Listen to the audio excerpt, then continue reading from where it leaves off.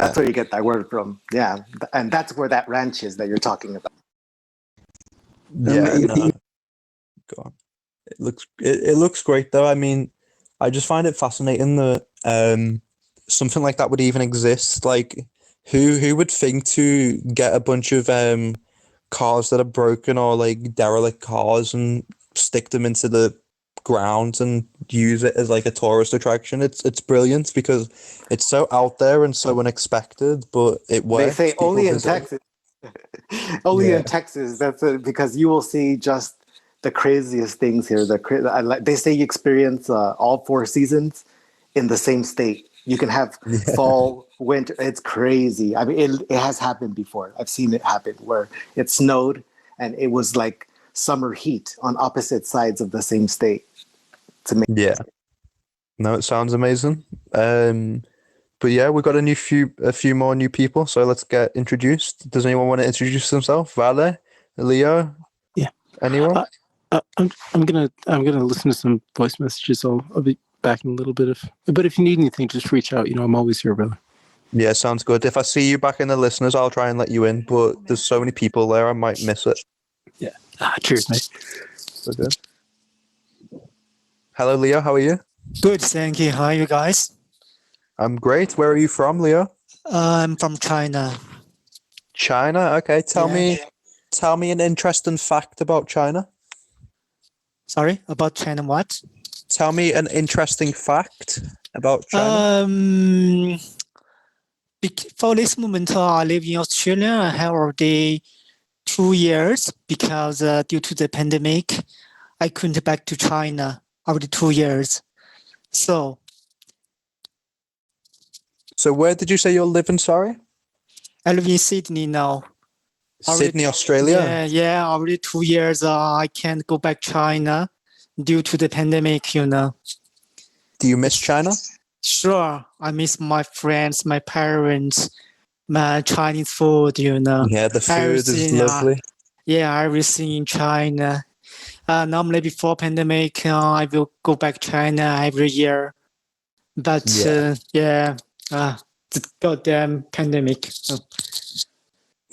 So you like Chinese food? Of course. Who doesn't like Chinese food? Chinese food is amazing. My only thing is I don't feel like we get the authentic Chinese food because it's very difficult to find very good food other than in the country itself. Because I think the Chinese food in overseas is most of them very different from the Chinese food in China. Yeah, because they just change the flavor to the overseas people, so the taste some of them the taste is very different from China. Yeah, I feel like as well, like you say, they need to, like you say, they need to cater for the way that people enjoy food in countries. Yeah. So I know that if it was in Mexico, I feel like they could make a lot more spicy foods and stuff like that. But in the UK, a lot of people aren't very good with spicy foods. We're very terrible. We're very white. I'll put it that way. We're very white when it comes to spice.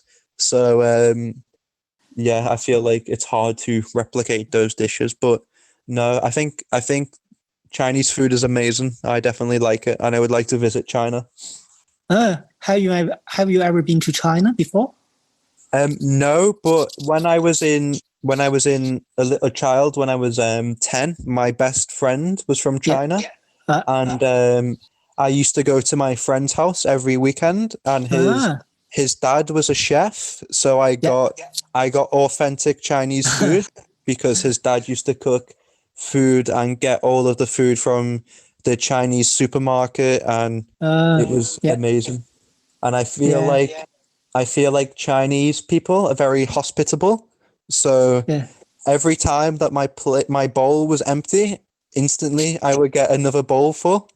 But I felt rude to say I don't want any more, so I ended up eating 5-6 bowls, and I was so full. So you ate a lot, huh? Yeah. Very, very I funny. went to China a long, long time ago, and I loved Oh. it. It was so amazing. I went to Beijing, Mhm. Shanghai, and Hangzhou, and Yeah. it was just the greatest experience ever. I never forgot it. It was right when they were doing like the Olympics in Beijing, right in like 2008, I think. 2008, yeah. Yeah, it was. That was the last time that I went and I traveled, but it was just such an unforgettable experience. I loved it. Yeah. I love every country. I feel like I was born to travel, but I was born in like a very poor family, so I don't have the luxury to travel. And I've only ever been abroad once.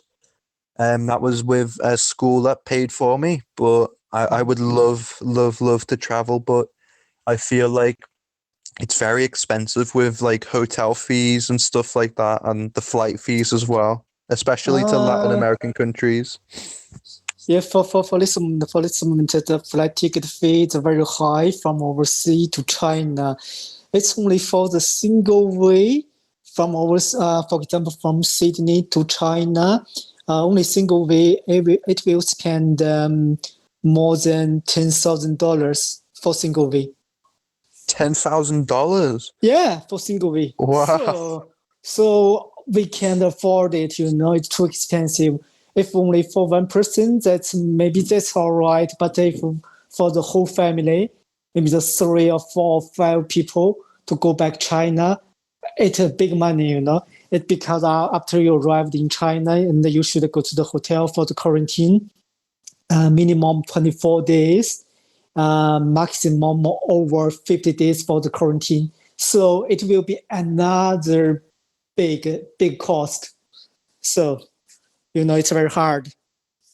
Yeah, no, definitely. I mean, that's a lot of money. I mean, I have to sell like organs to get that much money, like, like $10,000. The black market. Yeah. In China, we just we just make joke for it. We just sell the organs for get an iPhone. Yeah. Maybe we just sell some kidney. Yeah. Just a joke. Yeah. No, I feel like my dream would be to travel all the countries in the world, but like I need a good job that can afford to pay for that. Maybe I should make a travel YouTube channel and like get people to watch and pay for it. But you're a YouTuber? no. But I say if I wanted to travel, maybe I should become to help pay. But no, I'm not sure. YouTuber. But maybe you can change your job. Maybe just like get a job for a sailor, So maybe you can just go to other countries with the ship. Yeah, no, that's definitely a good option. Or I could be like a pilot. That would be very good too. Yeah, What do sure. you do right now, Yeah. Connor? What do you do right now, Connor? Okay. So I currently left my job. I was working in a bank, but I've been accepted for a job working in a solicitor's. But however, it's not my dream job. I'm currently doing a traineeship, and I'm due to have an interview in 2 weeks for an accountancy firm. But I have to choose which one I want to do, and it's very difficult to choose. And the reason I have to choose is because I live by myself at 21 years old. So I have lots of financial obligations, and I can't afford to not earn an income for much longer. So I'm very stuck in what my decision making is going to be, because I've been accepted for the solicitors. I've been offered a job, but the traineeship for the accountancy firm, I haven't been offered the job yet. I have been offered an interview, but if I go for the interview with the accountancy firm, it will be too late to start the solicitors. But if I start the solicitors, I won't be able to do the accountancy. So it's a bit of a tough situation. I can't help but hearing you talk. I talk to a lot of natives in all kinds of languages. It's different when you talk to one in English, but I'm hearing you talk to me, and I remember when I was 21. At 21 years old, I kind of remember doing the same kind of thing. And I can tell you, as a older, more mature person that's kind of learned from his mistakes in his life, don't go based on your impulse. That's not going to be a great strategy for you in the long run. I think you're here for a reason. You're on here helping people, doing things for a reason. And I think a lot of times people resist what their true callings are, or whatever it is that their heart really tells them to do. And sometimes the people around us, they kind of build us up, and they give us the signs that we need, the support that we need to kind of follow what we want to do. That's what good partners do. So I was helping you. I'm hearing you saying about you have an accountancy interview coming, but I want to ask you, what do you love to do? What do you really love to do? So I've gained my qualifications and